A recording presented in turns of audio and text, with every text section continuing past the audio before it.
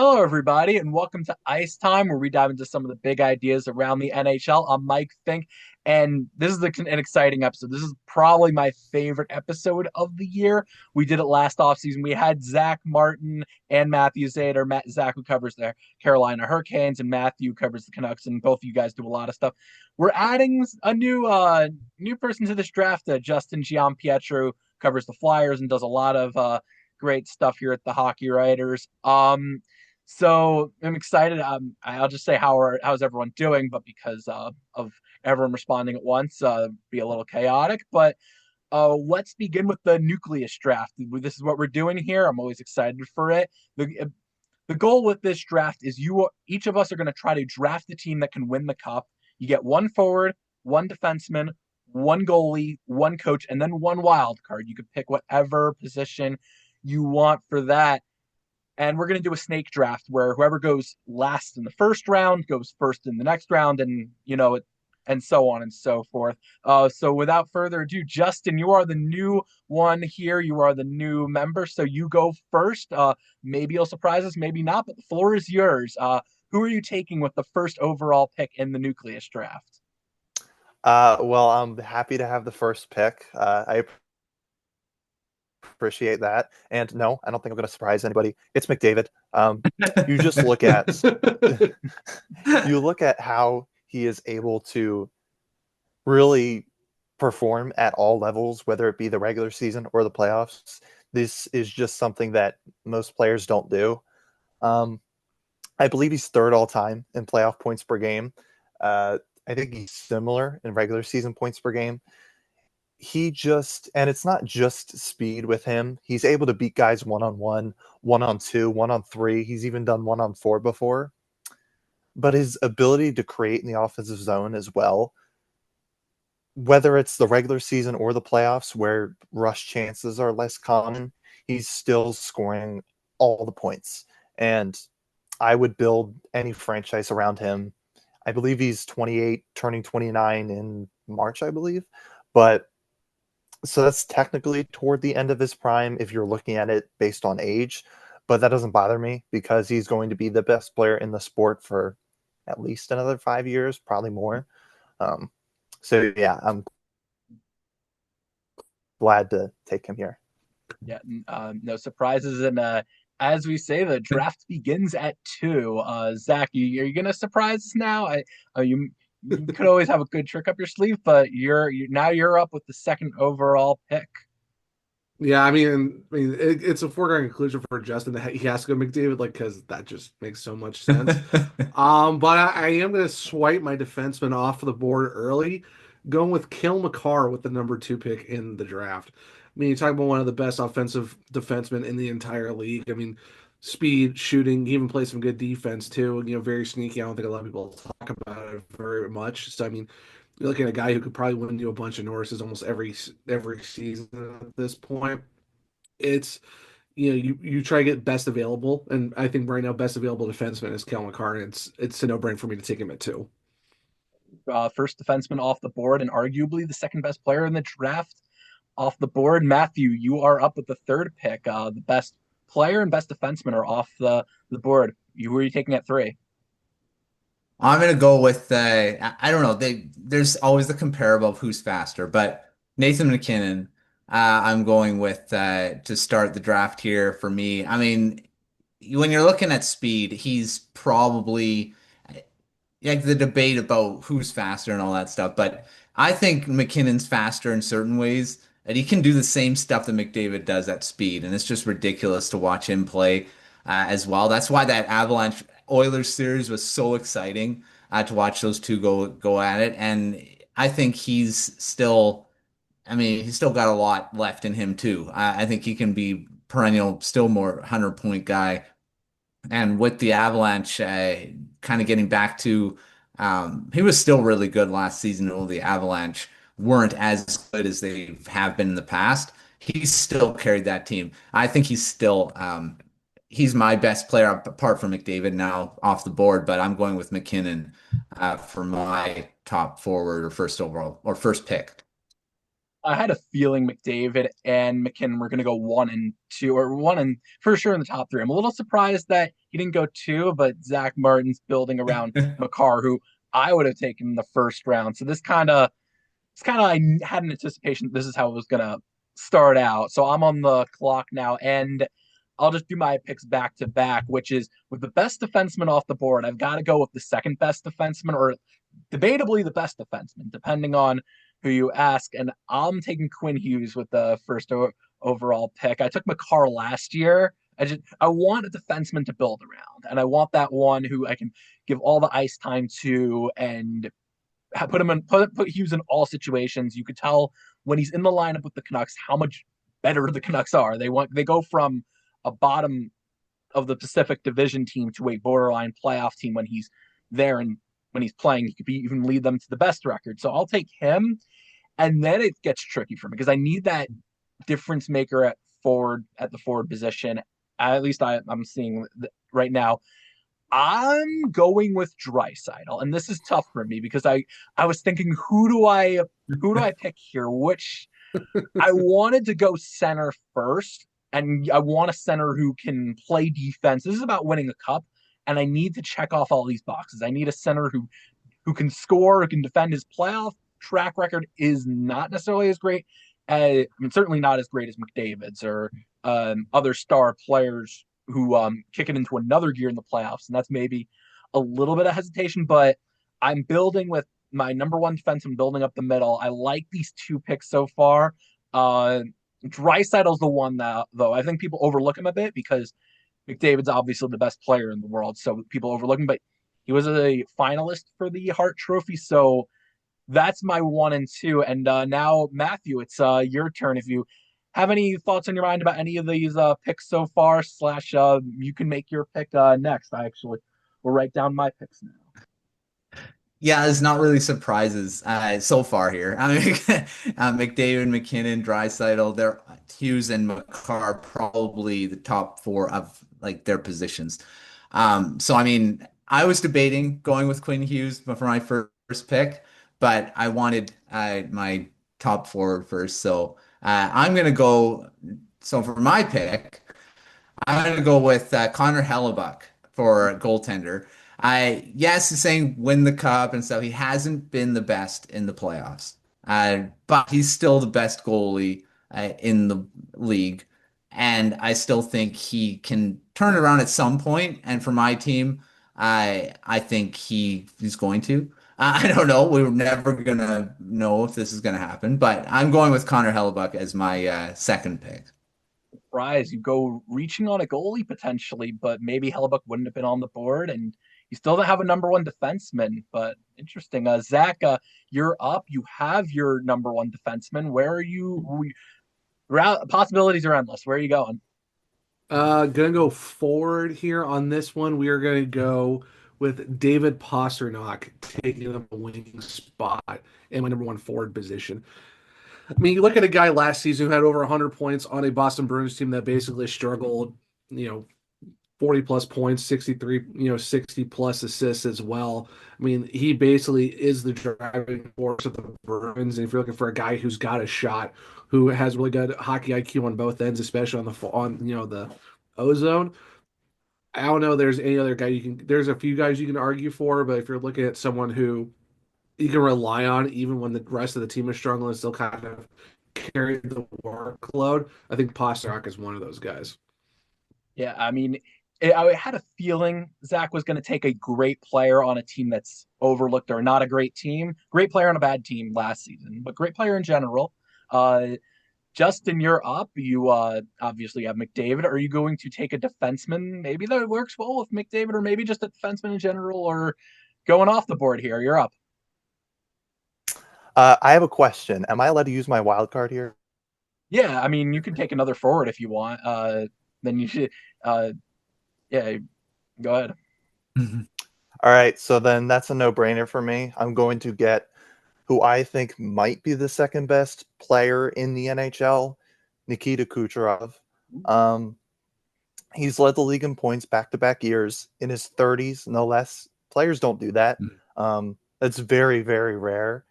And he's just such a smart and dominant hockey player. Even though he's not necessarily the most athletic, he enters the offensive zone with the puck better than maybe anybody in the league, maybe other than Draisaitl, who I wanted. I was hoping he would fall to me, but Kucherov he's going to drive my team. It's kind of like the Oilers a bit, where you have McDavid and Draisaitl as your two main drivers. I'm very happy to get Kucherov.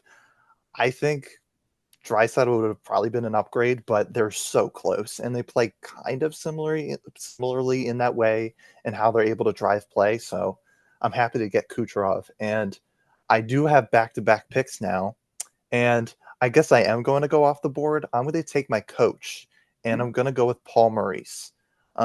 This is a guy who players love. Everybody loves playing for Paul Maurice, and obviously back-to-back cups. That's not a coincidence, but he's just a guy that players love, and that wins championships, I think. And there's not much of a difference to me between the goalies and the defensemen at this stage. So I want to get that kind of transcendent head coach, and I'm happy to get a culture setter. What's crazy, I'm really liking so far. Yeah, your draft. You take you have these two forwards that are gonna when you have McDavid and Kucherov, you're gonna average 4.0 goals per game or more, and then you have Maurice, who's a good defensive coach. Yeah, Zach, you're up, but also any comments on any team so far, and probably Justin's because he's got a few reaches, but a few off the board picks that are put it together his team. No, I mean it's so far. I mean, like you said, you look at the four group that he just already has right now. You add recently, it's a good combination right now, and I'm curious to see how the rest of the roster for him shapes out. But so far, yeah, it's pretty solid, all things considered. But for me, with my third pick, I'm going to the crease, and I'm picking up my goalie right now. Give me Darcy Kemper. Look at a guy last year on a Kings team who was just very close to under a 2 goals. Look at a guy like who had a save percentage of 922. You know, it's just a guy who had a really great season for the Kings. And I think someone who, you know, maybe wasn't talked about a whole lot and stuff like that. If if you talk about goaltending across the league, and I think Kemper's name was kind of a lot of people were wondering, like, what is he actually good? After all this, leaving Colorado and all that. But I think he really picked up in LA, and I think he's probably one of those kind of underrated goaltenders that could really surprise you. So I'm going with Kemper on this one.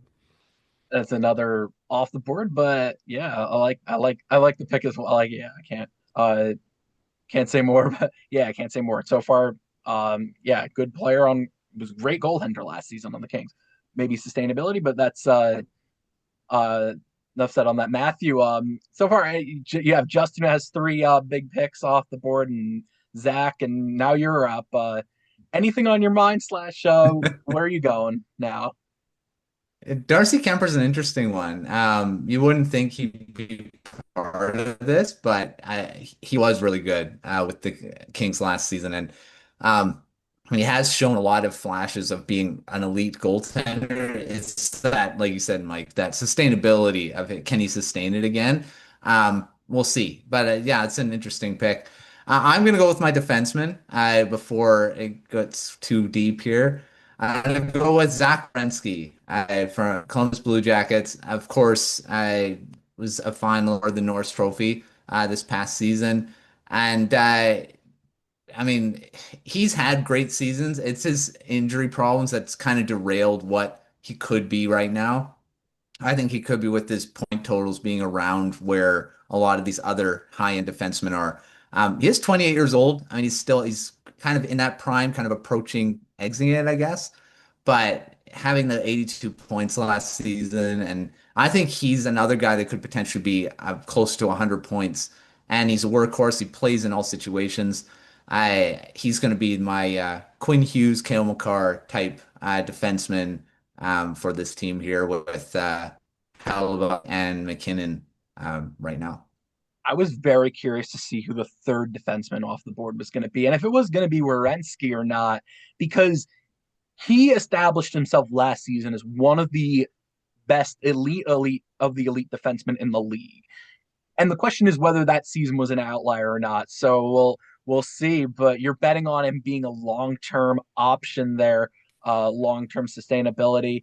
You're getting it's so far it's a lot of the players I'm like I'm intrigued. You got Hellebuck in net, you got Werenski, you got a lot of that.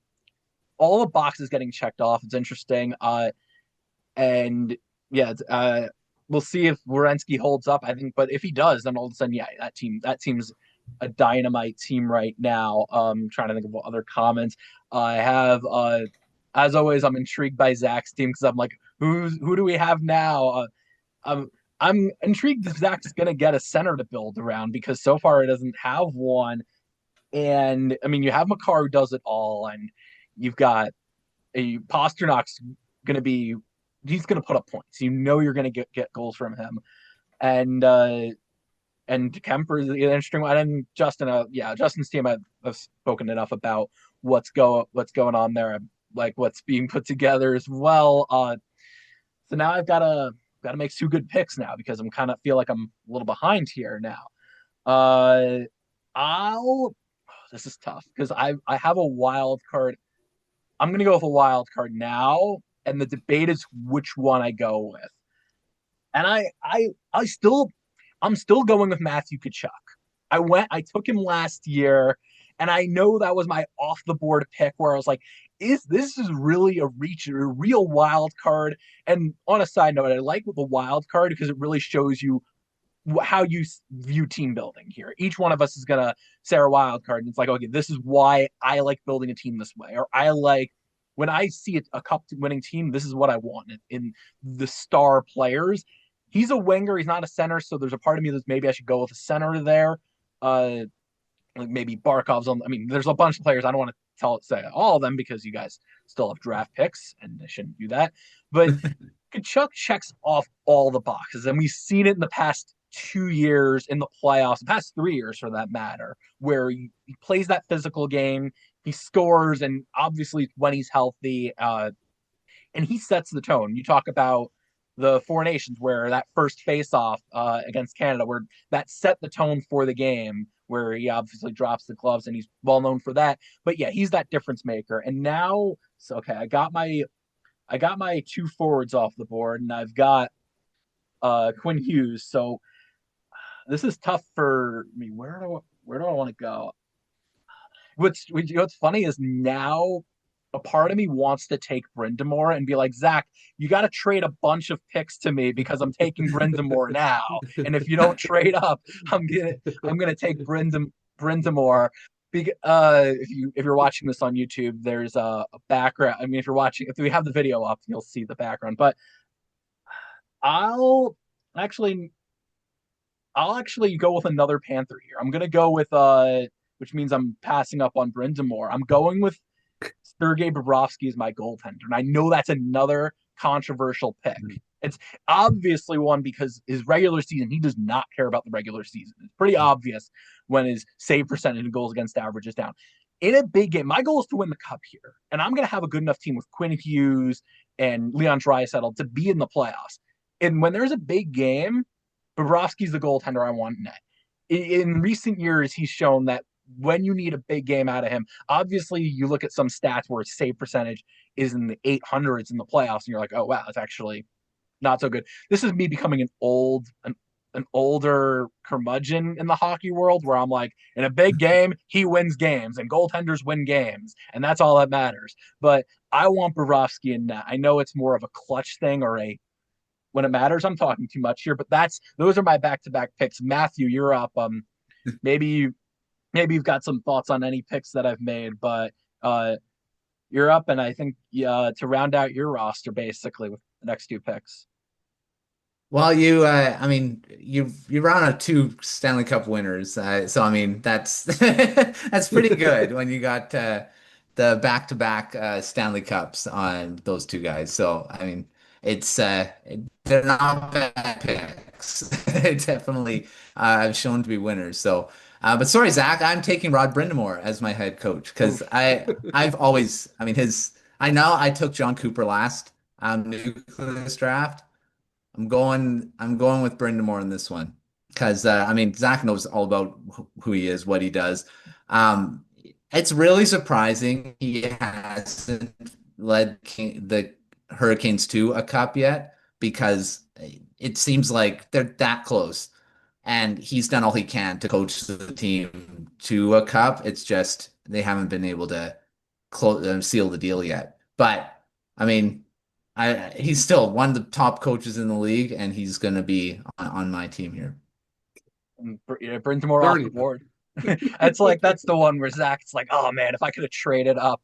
Oh, But I mean, I knew it was going to happen eventually, so it's not that big of a deal. I mean, hey, you know what, Matt, good for you, man. Just take care of Rod for us when Yeah. over there on your team. uh, So I'm going wild card here. So I'm running up my roster. I'm going to save my coach for last, and I'm going to the center position. And I'm excited for this one because he has longevity, brings it every year. Well, he's pretty much almost top 10 every year in points, goals out the wazoo, assists, multiple Stanley Cup winner, multiple golds with Team Canada, all that stuff. A lot of memorable stuff for this guy's entire hockey career and all that stuff. Really killed it in the QMJHL. Bring Sidney Crosby to my team as my center. So we're gonna have Crosby, we're gonna have Kemper, we're gonna have Pasternak, and we're gonna have Makar on that ice. So, the yeah, big one, that's what we're rolling with.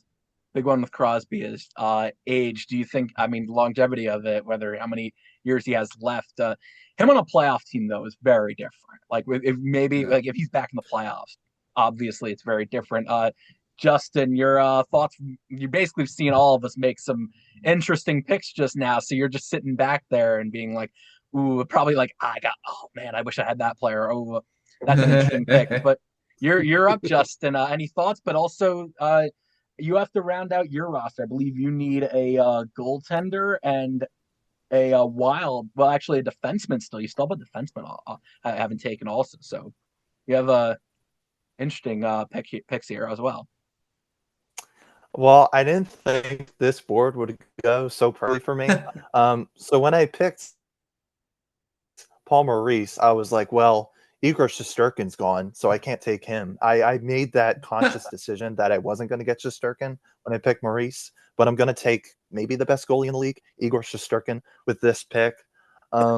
He did have a down year last year, but in terms of talent, he's up there with Hellebuyck. And you look at the playoff resume, it's been very good. He's stolen playoff series, and I've built kind of an Oilers-esque team with McKinnon and Kucherov, or excuse me, McDavid and Kucherov, except I now have a franchise goaltender. So that's pretty big. And I'm happy to have that and see. I wish I could see what that does Yeah. in real life, but just a Nucleus Draft. And then my next pick, I was kind of debating here, and I also didn't think this guy would be available. Rasmus Dahlin.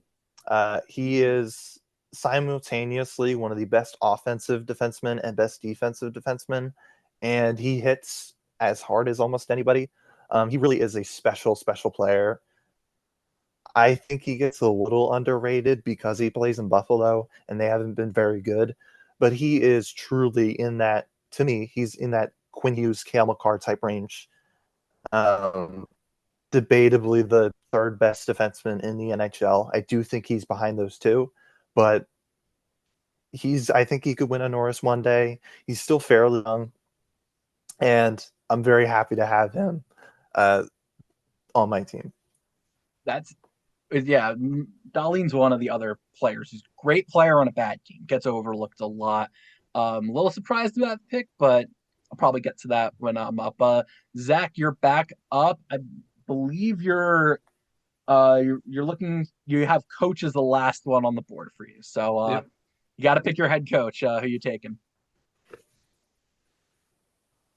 I mean, it's pretty simple. Matt, you took my guy. Got to take your guy. We're going with John Cooper as my head coach. So nice little flip There you flop go. from our last Nucleus Draft in terms of our coaches. And you know what? It just makes sense because why not? Yep. So go with John Cooper. I mean, pedigree, multiple cups. Always has Tampa Bay always contending every single season. It just makes sense to go with Coop on this one. Yeah, he's always the safe bet there. You can't go wrong. Like always like even with the Lightning kind of plateauing, you're like, yeah, he's probably the best coach in the NHL or up there. I mean, all three coaches who have been taken are probably the top three coaches in the NHL. Matthew, you're up. I'm trying to think. You have a wild. I think you have wild card Just as a the wild last. card. Yeah. Yeah. This is gonna be tough because I'm not really sure where I want to go here. I want to go a winger. I'm gonna go with Mikko Rantanen.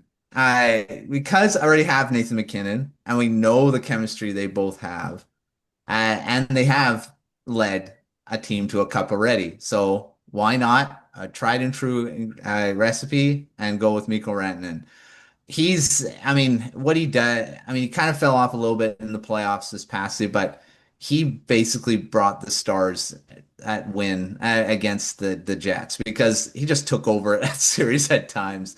And I mean, like I say, he kind of fell off in the next series, but he's still an elite talent and paired with McKinnon, we all know what he can do. So I'm picking Rantanen as my wild card. Yeah, I'm a little surprised. Like I was wondering where we stood on Rantanen because he's good, yes. Is he truly elite? Yeah, I mean he's up there. So that's the question is how far you want to put him. But yeah, you're putting him with McKinnon, can't go wrong there. I mean you also I mean you've got you check all these boxes for a playoff team and then you've got the coach. The question is whether I mean Brindamore, yeah, you probably have the coach for that. The I just question picked I picked Brendan Moore and Rantanen didn't fit with him. So it's just Matt, have you been paying attention to anything I've written this year? I'm I'm realizing. Do you want to trade picks now? Like, while you're at it, you can trade Rantanen. I do you still want to go with Rantanen? I just realized that now. That's Like hilarious. Hey, I'll give you Coop. just head coach swap. trade No, coaches. I'll keep them. I'll keep You'll them. keep them all. You'll figure it out. You'll I'll get figure it out. They got Oh. McKinnon here now, so Oh my gosh. Matthew plays in a place not only with no taxes but no salary cap, so you can pay them all, and they can all stay long term, and you can build around those players. This is hilarious. I realize now I'm thinking, do I have a coach? Because that's my last pick. Do I have a coach that fits in with everyone? And I think he does because I'm going with Chris Knobloch, and I know Draisaitl's on my team, so I've got to. I can't go wrong there, at least. And I don't think he has any issues with any of the players otherwise on my roster. And maybe Brovsky because he's beaten him twice. But I think Knobloch, he's the reach pick here because I think it's only been 2 years in the NHL. I think he's proven in these 2 years that he's one of the elite coaches in the NHL. And you look at how he pivots on the fly or how he's able to adapt to situations, playoff situations where they need to win a high scoring game or they need to win one style. The Oilers play that way under Knobloch, and they haven't before him. And the big one is managing goaltending, where he has a good pulse of his goaltenders. So I like that pick and collecting the roster a bit. I think like he's that missing piece. It's funny because Brindamore and Knobloch, it's like they're the two coaches. They haven't won a cup yet, but we feel confident they're going to win a cup based on what they've done. All right, we'll take a quick break and we'll be right back.